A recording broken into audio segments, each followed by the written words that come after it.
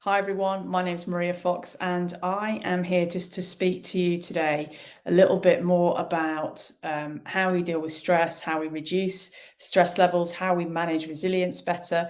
In the first two parts of this presentation, I've talked about my journey. That was the first part of the presentation. The second part was really about all the different factors that can contribute to impact on our stress levels for better, for worse, and the combination of different things which will increase stress levels to the place where we might end up in a place of overload. So really those warning signs, the way that stress impacts on our health, our heart health, our brain health, our longevity, just our overall health and well-being, and the fact that stress is absolutely necessary for us to perform optimally in every single thing that we do, whether it's working, whether it's sport, whether it's our family life, whether it's our social life, whatever it is. Actually, stress is a really important part of our lives. But what we have to recognize that actually it is important as long as we keep it in balance and we don't end up in a place where it pushes us into a negative space in terms of our overall health and well-being. So I talked about the factors, and this part of the presentation, part 3, is very much focusing on how do we lower our stress levels? What are the things that we can do to help reduce our stress levels, and why and how the 4 pillars: nutrition, sleep, stress management, and activity levels can absolutely contribute to us being really healthy, really strong, really resilient, and in a good place to take on everything that we face in life. And I really wanted to focus in on that because I know that certainly in my profession, with shift working being a big part of many people's lives, it's important for us to recognize how we can make the best of the situation that we're in from a work perspective, but also from a family life and normal hobbies, everything else perspective too. So I'm going to focus on those tactics, those strategies, those things that we can do. And I'm going to separate this presentation into 4 distinct sections. And they are looking at sleep first, then looking at stress, then looking at nutrition, and then looking at activity levels. And then right at the end, I'm going to just share some tools and resources and further reading that you might want to explore as you pursue your own health and well-being. So I'm going to share my screen so that I can get us kicked off on the sleep component. And you may wonder, well, why have you chosen sleep as the first component? And the reason for that is because sleep is probably, from my perspective, the most important pillar. But I say it's the most important pillar. They're all important, but if we don't get our sleep right, then we aren't going to have the other pieces of the jigsaw in the right place. So what can you do to better manage and lower your stress levels? So just talking about sleep, first off, why is sleep important and why do we prioritize sleep? Well, sleep is the activity that we do that underpins our ability to recover in every single way, from our brain and our memory. It's when the brain files stuff when we sleep. It's that rest for our physical body. It's absolutely crucial. You know that I think it's 11 days. If you do 11 days without sleep, you die. I mean, that's a pretty stark fact. And the more we don't sleep, the more our health becomes impaired. So it's important for performance, for memory, for recovery. It's important in the whole of managing weight. And if you don't sleep well, you will struggle to sustain a healthy weight. You will also struggle to lose fat. You can do all the diets in the world, but if you are sleeping poorly or you're not sleeping long enough and well enough, you're going to really struggle to get rid of fat. And the reason for that is that your body and your metabolism and your nervous system will be in that fight and flight mode. And so it will hold on to fat because it's its kind of insurance mechanism. It also links into the hormone regulation and calorie regulation, because if you aren't sleeping right, then your hormone levels become out of balance.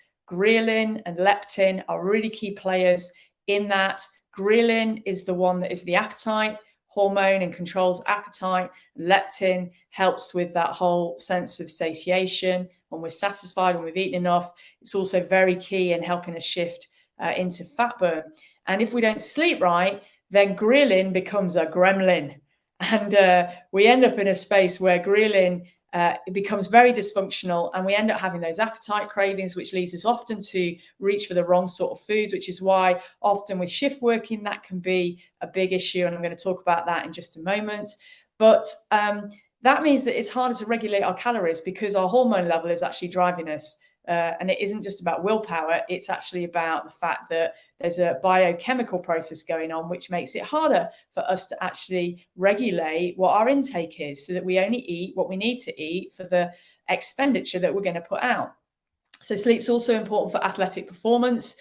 It's important for how we recover, to how we train better next time, to how we make sure that we're in that great shape. Now, it might be that you're a professional athlete, or it might be that you're an amateur athlete, but whichever you are, you're going to need to make sure that you sleep well so that you recover well. And if you're not an athlete and you just want to do exercise to keep healthy, then sleep is really important in that whole physical repair process. Sleep's also important for a healthy heart. Our heart comes back down to a resting rate when we sleep. Well, it should do. And it's important for that whole rhythm around our heart. And we know that sleep deprivation causes heart rate levels to elevate and blood pressure potentially as well. So it's really important, again, for us keeping our heart healthy. It's important for social and emotional intelligence. That is because when we don't sleep properly, we often end up in that space of becoming grumpy. Well, I do. I am definitely grumpy if I've not had enough sleep. And actually, it's probably why I've prioritized it above all of the other pillars. But actually, I think it's really because sleep enables me to take hold of the other three pillars with both hands. Because if I feel rested, I'm able to eat right. I'm able to make good choices around my food. I'm able to think and plan ahead around how I manage my stress levels. And I'm able to plan around how I'm going to manage my activity and what exercise I might choose to do in a given day. And just linking with that emotional side of things and feeling grumpy, the truth is that if we don't sleep well, that we put ourselves on this slope towards anxiety and depression, because we start to feel emotionally low, and then that repeats itself. That contributes to our overall stress levels, which then makes our sleep quality get worse, which then makes our stress levels elevate more. And so we're in this cycle then, perpetual cycle of not being in a healthy place. So it is absolutely crucial. And then there's inflammation, and really the body can't repair itself properly. It becomes more inflamed, and all of our cells and organs are kind of get angry when they're not getting that time to rest and repair and recover. And then, of course, we know about our immune system, that our immune system hugely suffers if we don't sleep properly, if we don't have between 7 to 9 hours sleep, that sleep has got to be a good quality. And if we don't have that sleep, then, our immune system gets worn down. We're more likely to pick up those frequent colds, those coughs, those viruses that go around, especially in the winter. And that just fuels the whole cycle again, because if you're not sleeping well, your immune system's down, you're more likely to go for comfort food, which isn't going to help you from a nutritional perspective. It's not going to help you from a cellular health perspective. It's not going to help you from a longevity perspective. I sound like I'm really preaching here, but all of those things contribute to impact on our overall health. And so I say I put sleep right as the kind of keystone, the cornerstone from which the other pillars are really important. They're kind of codependent, but sleep helps us to make the right choices in the other places. And our sleep stages are very important as well. Science has shown us that actually those different sleep stages do different things for us. I'm not a sleep expert. Go and have a look at Matthew Walker's work. He is a sleep expert. Why We Sleep. He's written a great book. I really recommend it to you. He's got some great videos on YouTube. Sleep is your superpower. Have a watch of that. But he talks through all the different sleep stages, and I just pull out the fact that we need the REM sleep. That's the rapid eye movement sleep. 4 to 6 cycles is what they say is good in a night, as I understand, and that helps with that brain repair, that helps with your concentration the next day, that helps with your ability to function well from a cognitive perspective. It helps with memory, it helps with concentration, it helps you apply yourself to a task, and it just gives you that brain energy. So it's really important. And then deep sleep, that helps with physical recovery, and that is when you go into that deep cycle where you're less likely to wake up, and that helps with your physical repair. So, but I recommend you go and have a look at Matthew Walker's work on all of this. You know, if your emotional ebb starts to head down the hill because you're not sleeping, there are research studies now linking sleep deprivation with depression and even anxiety. So I'm not saying that it is the cause, but it is definitely a contributory factor. And certainly during my experience of burnout and getting better, actually sleep became my friend. Sleep became my best friend, actually. You know, I used to sleep from between 9 to 11 hours for a lot of that first 4 months. In fact, some of my friends joked about how was I ever going to be able to come back to work if I was sleeping that long. I wasn't sleeping in the day. I was sleeping when I went to bed, but quite often it would be 9, 10, 11 hours. And after about 4 months of that, the sleep began to kind of come back to some sort of normality. So more between 8 to 9 hours. I sleep now probably 8 to 9 hours. My average sleep, a Garmin will tell me, is around 7 hours and 3/4 to 8 hours and 15, something like that. And my sleep quality varies. And sleep quality does vary because there's lots of things that impact on that. And actually, sleep quality is probably more important than just the length. I can cite an example from August where I'd worked a night shift. I then slept a little bit during the day. I then went to bed that night and I was really tired. I slept for 10 and a half hours, but my sleep quality was dreadful.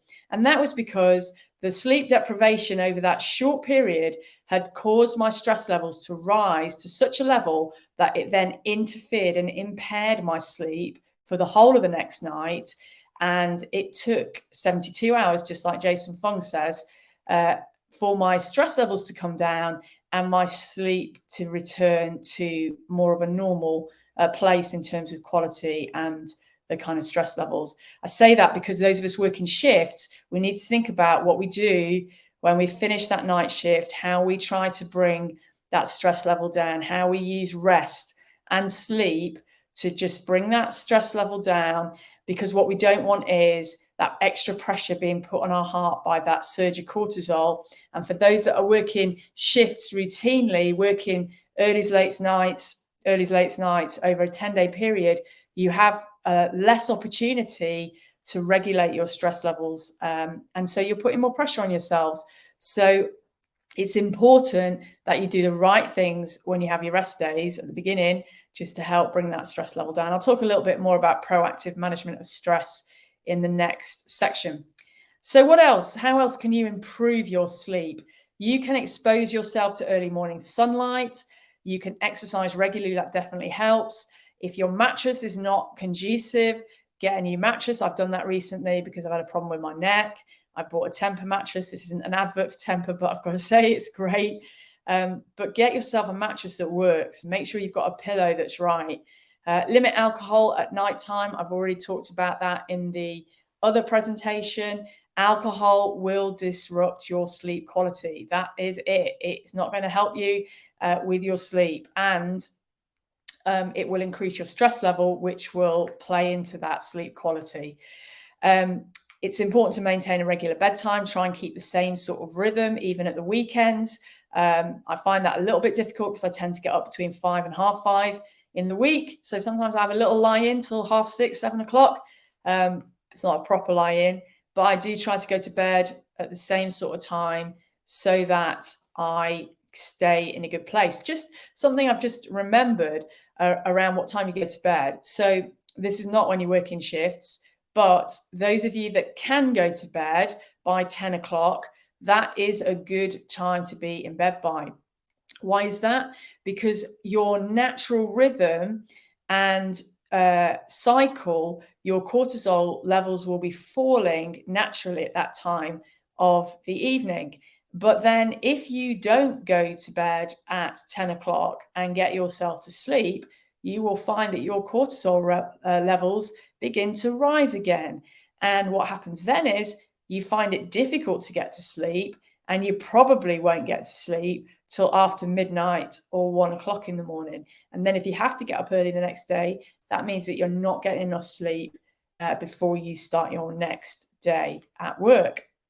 So don't miss your sleep window. Obviously, if you work in shifts, that is way more difficult and you have to really adjust and work with that. But just being mindful that you need to take every opportunity to try and reduce those stress levels and try and keep your cycle as normal as you can. Okay, what else? So don't have large meals before bedtime. I talked about that in the other presentation. That just causes the cortisol level to rise again, which means that your initial sleep quality will be disrupted. I saw that last night. I had something to eat quite close to bedtime, and that meant that when I went to sleep, my stress levels were elevated for the first part of the night, which then meant this morning when I woke up, I hadn't done the full recharge as I might do normally. And so that means less kind of active energy available to me. So it's really important to try and work on getting those rhythms and patterns right. What else? Avoid large beverages at night, avoid caffeine in the evening. And in fact, if your sleep is challenged even by having caffeine early in the day, I would say eliminate caffeine completely. Avoid napping. Some people say that napping's good. There's lots of different research on that, but the reality is napping will quite often impact on your ability to sleep long and quality overnight. And then use the bedroom for sleeping. And I'm referring here to not doing work in the bedroom and not doing stuff that's going to distract you from being able to get that quality of sleep. So it's important to take time to wind down before you go to bed, and that will help you get a better night's sleep. And those kind of relaxing activities can include practicing meditation or gentle yoga, reading a book, taking a hot bath or shower, listening to music, and importantly, avoiding the use of screens and TVs, because actually that impacts on your body's ability to just wind down. So if you're going to watch TV, I recommend getting some of those glasses that block out the blue light. I think it's the blue light. It's certainly some sort of light that is bad for you before you go to bed. What else can you do? You can regulate your stress levels throughout the day and try and lower them before bedtime. You know, I've got this little Morphe machine. I was going to mention it in the stress section, but I'll mention it now. And it's spelled MORPHEE. And basically, you have 8 settings with 8 different programs, and you can choose 8 minutes or 18 minutes. And it basically does lead you in a meditation or a breathing exercise or a heart rate exercise or a visualization of being by a lake, and takes you through this meditation. It's absolutely brilliant, and it really does help to lower those stress levels. They're available on Amazon and they're available directly from Morphe, about £79. But there may be a Black Friday deal, so get yourselves down and buy one. Getting adequate magnesium and vitamin B6, that's really good. That's a key one. Regulating your room temperature. You want your room to be a little bit cooler. You want that to be sort of between around 18 to 19 degrees is believed to be the best sort of temperature. If you're too hot, that doesn't help with creating the right sort of conditions for your body to fall asleep. I'm sure we all experienced in July when it was super hot, how difficult it was to get to sleep.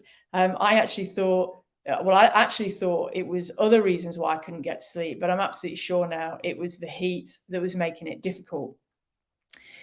Maintaining as regular a routine as possible is important. I've already mentioned about Matt Walker and his book, Why We Sleep. And then supplements. You know, a lot of people talk about supplements. So I would try all of the natural ways of helping yourself to go to sleep before you resort to taking any supplements. But that being said, you do need to make sure you have got adequate magnesium and vitamin B6 in your diet, because they are key. So if you're not getting that from food, then maybe consider getting that from a supplement. The supplements that are out there, there's a real variety out there, but I would go for something that is really natural. that hasn't got loads of junk added to it, that isn't going to cause any other stimulation. Really do your research around it before you buy. I use occasionally a supplement from biotrust.com called Zenzi, and I'll show you that on the next slide. You can have a look at the details, but I do that when my heart rate variability is a little bit out of balance and when I feel as though I need something to help my sleep quality. So I just share all of that to basically give you that insight. And I just want to share that last slide with you on the Zenzi. So you can just see all of the extra bits, the extra things in that supplement that really do help you. I just can't see it right now.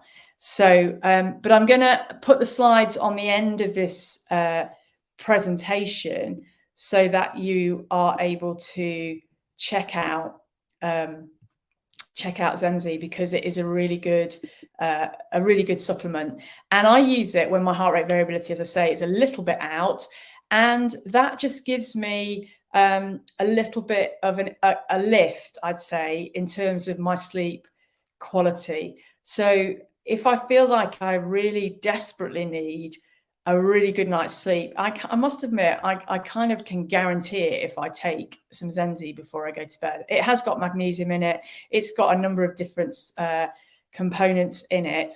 And I'll share the slide at the beginning of the presentation that I'm going to do next, which is going to be on the proactive management of stress. Because, as I say, I wanted to separate these into separate little sections so they're not too long to watch, and so that you have got bite-sized chunks to work with. And it might be that you want to prioritize sleep as your first pillar, because if you can get your sleep right, you're going to be able to work on getting the other areas in a much better place. Definitely let sleep become your friend. I also know people who don't like sleep, and I think that that's really important. Well, it's really important that you learn to like sleep, and it's really important that you change your mindset. If you're in that position where you think sleep's a waste of time, you really need to work through convincing yourself of the benefits of it so that you really chase after it. Like, this is the thing that I mustn't let go of. I know when I have a difficult week or a challenging week at work, sleep is my go-to. And I will sometimes, drop an exercise session off. I know some people will find that hard to believe that know me well, but I will sometimes drop an exercise session off to make sure that actually I get that quality of sleep. There was a scenario, I think it was last week or the week before, where I knew that if I got up at 5 o'clock, 5:15, that would mean to do my exercise. That would mean that I'd only get 6.5, 7 hours sleep max. So I just thought, right, you've got to call a rest day, or you'll have to do some weights when you get home, because I don't generally do cardio in the evening, because I needed the sleep. And I'm not going to, just missing one exercise session is not going to kill me. It's not going to be the end of the world, especially when I do quite a lot of exercise anyway. It's not something that I've got to make a big effort around because I find it easy. But sleep is really important. And if I miss my sleep, then that impacts everything else. And so it has to be a priority. I hope this has been useful to you. I haven't gone through all the science, all the deep science that sits behind it, but I would say that if you can get your sleep into a good place, then you are going to be able to underpin your overall health and well-being, and you're going to be able to manage those stress levels in a lot more efficient way, but also in a way that you start to feel more healthy, you start to feel more energy, you start to really find that, every day is a lot better because you're getting good sleep. So I'm going to wind this bit up now, and then I'm going to start the section on stress and how we proactively manage stress. If you want to subscribe to me on YouTube, it's Maria Fox Wellness, and there's quite a few different videos on there.